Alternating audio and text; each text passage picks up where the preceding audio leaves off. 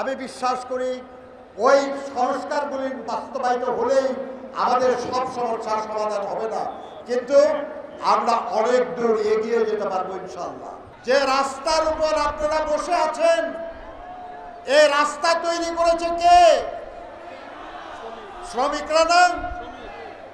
যে জামা আমরা পরে আছি, এই কাপড় তৈরি করেছে কে? যে মঞ্চে দাঁড়িয়ে বক্তব্য রাখছে, এটা কে তৈরি করেছে? যে মাইকে কথা বলছি, কে তৈরি করেছে? যারা ক্যামেরায় ছবি তুলতেছেন, এটা তৈরি করেছে কে? যা আমরা খাই, সে খাদ্য তৈরি করে কে? যাতে করে আমরা লেখাপড়া করি, সেই খাতা কলম পেন্সিল বই তৈরি করে কে? বন্ধুরা আমার, এই যে জীবনের সর্বক্ষেত্রে সবকিছু যাদের হাতের ছোঁয়া ছাড়া তৈরি হয় না, সেই শ্রমজীবী মানুষই দেশের সবচেয়ে দুর্ভাগা মানুষ, সবচেয়ে অধিকার বঞ্চিত, সবচেয়ে নিপীড়িত, সবচেয়ে নিগৃহীত এবং সবচেয়ে বঞ্চিত মানুষ। কেন আমরা বঞ্চিত? একটাই কারণ, আমরা ঐক্যবদ্ধ না। আজকে মহান মে দিবসের আমরা আলোচনা করছি। মহান মে দিবসের ইতিহাস হলো ঐক্যবদ্ধ শ্রমিকের লড়াইয়ের বিজয়ের ইতিহাস। 1886 সালে শিকাগোর হে মার্কেটে আমাদের পূর্বপুরুষেরা যখন আন্দোলন করছিলেন, তাদের সেই হে মার্কেটের মিটিংয়ে যারা বক্তৃতা করেছিলেন, তারা এক ভাষায় বক্তৃতা করেন নাই। কেউ ইংরেজিতে বক্তৃতা করেছিলেন, কেউ ফরাসি ভাষায় বক্তৃতা করেছিলেন, কেউ জার্মান ভাষায় বক্তৃতা করেছিলেন, কেউ বহিমিয়ান ভাষায় বক্তৃতা করেছিলেন। তারা বিভিন্ন জাতির মানুষ ছিলেন। যারা বক্তৃতা করেছিলেন এবং যারা ফাঁসির মঞ্চে জীবন দিয়েছিলেন, তারা সবাই সাদা মানুষ ছিলেন না। তারা কেউ সাদা ছিলেন, কেউ কালো ছিলেন, কেউ ছিলেন আমাদের মতো পীতবর্ণের মানুষ। তারা যদি শ্রমজীবী মানুষের কল্যাণের জন্য, তাদের অধিকার আদায়ের জন্য, তাদের জাতি, তাদের ভাষার ঊর্ধ্বে উঠে ঐক্যবদ্ধ হয়ে আমাদের জন্য দৃষ্টান্ত স্থাপন করতে পারে, তাহলে আমরা কেন বিভিন্ন জেলার মানুষ, বিভিন্ন শিল্পের মানুষ, বিভিন্ন প্রতিষ্ঠানের মানুষ, আমরা কেন ঐক্যবদ্ধ হতে পারি না? আর যদি আমরা হতে না পারি, তাহলে মিছামিছি এই মে দিবসের আয়োজন, মিছামিছি আমরা মে দিবস জিন্দাবাদ বলি। আমরা তো তাদের থেকে শিখলাম না কিছু। কাজেই মে দিবস পালনের সঙ্গে আমাদেরকে এই কথাটা শিখতে হবে যে তারা যেমন তাদের ধর্ম, তাদের বর্ণ, তাদের ভাষা, তাদের জাতীয়তার ঊর্ধ্বে উঠে ঐক্যবদ্ধ হয়ে তাদের দাবি আদায় করতে পেরেছিলেন, আমাদেরকেও তেমনি সকল ভেদাভেদের ঊর্ধ্বে উঠে ঐক্যবদ্ধ হয়ে আমাদেরকে জিততে হবে। আমাদের দুর্ভোগ বন্ধ করতে হবে, আমাদের সমস্যার সমাধান করতে হবে। শ্রমজীবী মানুষ চাইলে পারে না এমন কিছু নাই। আপনারা আজকেও গান শুনেছেন, জন হেনরির গান, মেশিনের সাথে পাল্লা দিয়েও জিতেছিল সে।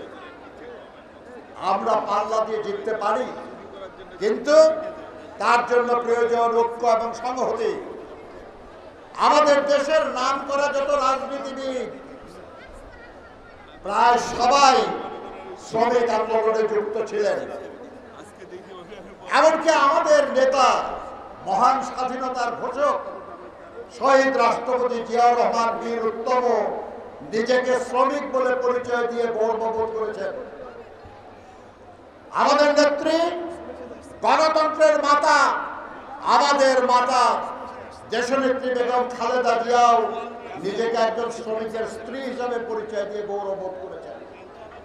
আমাদের নেতা জনাব তারেক রহমান শ্রমজীবী মানুষের ভাগ্য উন্নয়নে তাদের পাশে থাকার প্রতিশ্রুতি দিয়েছেন। এই ইতিহাসগুলির আমাদের মাথায় রেখে আসুন আমরা যারা শ্রমজীবী মানুষ আমরা আমাদের সংকট সমস্যা সমাধানের জন্য ঐক্যবদ্ধ হওয়ার প্রতিশ্রুতি নেই। আজকেই সেই শপথ দেওয়ার যথার্থ দিন, কারণ আজকের এই দিনেই ঐক্যবদ্ধ শ্রমিক আন্দোলনের বিজয় সূচিত হয়েছিল। আর এই মে দিবসে 8 ঘন্টা কাজ, 8 ঘন্টা বিনোদন, 8 ঘন্টা বিশ্রাম, এই দাবি আদায়ের কারণে প্রথম যখন লিগ অব নেশনসের মধ্যে আন্তর্জাতিক শ্রমিক সংস্থা গঠিত হয়, তার ওয়াশিংটন কনফারেন্সে প্রথম যে আইএলও কনভেনশন অনুমোদিত হয়, সেই কনভেনশন ছিল দৈনিক 8 ঘন্টা কাজের। বাংলাদেশ সরকার ওই 8 ঘন্টা দৈনিক কাজের এই কনভেনশন র্যাটিফাই করেছে, কিন্তু দুর্ভাগ্য আমাদের যে আজও বাংলাদেশের লক্ষ কোটি শ্রমিক 8 ঘন্টার কাজ এই অধিকার পায় নাই। তাদেরকে দৈনিক 1 ঘন্টার অনেক বেশি কাজ করতে হয় বিনা বেতনে, বাধ্য হয়ে। কাজে আমাদের আজকের লড়াই তার অধিকার অর্জনের লড়াই, যে অধিকার আন্তর্জাতিকভাবে স্বীকৃত, বাংলাদেশের আইনে স্বীকৃত। কিন্তু আইনে থাকলেই হয় না, লড়াই করে সেটা বাস্তবায়ন করতে হয়। আজকে হলো সেই লড়াই করার শপথ নেওয়ার দিন, আর সেই লড়াইয়ে বিজয়ী হওয়ার জন্য ঐক্যবদ্ধ হওয়ার দিন। আমি বিশ্বাস করি শহীদ জিয়ার আদর্শে দৃপ্ত বাংলাদেশ জাতীয়তাবাদী দল, তার বিভিন্ন অঙ্গ সংগঠন, বিশেষ করে শ্রমজীবী মানুষের সংগঠন জাতীয়তাবাদী শ্রমিক দল এই আকাঙ্ক্ষা পূরণের জন্য কাজ করবে এবং সফল হবে ইনশাআল্লাহ। আমরা জানি সম্প্রতি একটা শ্রম সংস্কার কমিশনের সুপারিশ সরকারের কাছে জমা হয়েছে। আমরা আজকের এই সভা থেকে আমরা দাবি করব যে শ্রম সংস্কার কমিশন থেকে যে প্রস্তাবগুলি দেওয়া হয়েছে তা আগামী মে দিবসের আগেই আইন করে বাংলাদেশে বাস্তবায়িত করতে হবে। আপনারা রাজি থাকলে একটু হাত তুলে সমর্থন জানান। ধন্যবাদ আপনাদেরকে। আমি বিশ্বাস করি ওই সংস্কারগুলি বাস্তবায়িত হলেই আমাদের সব সমস্যার সমাধান হবে না, কিন্তু আমরা অনেক দূর এগিয়ে যেতে পারবো ইনশাআল্লাহ।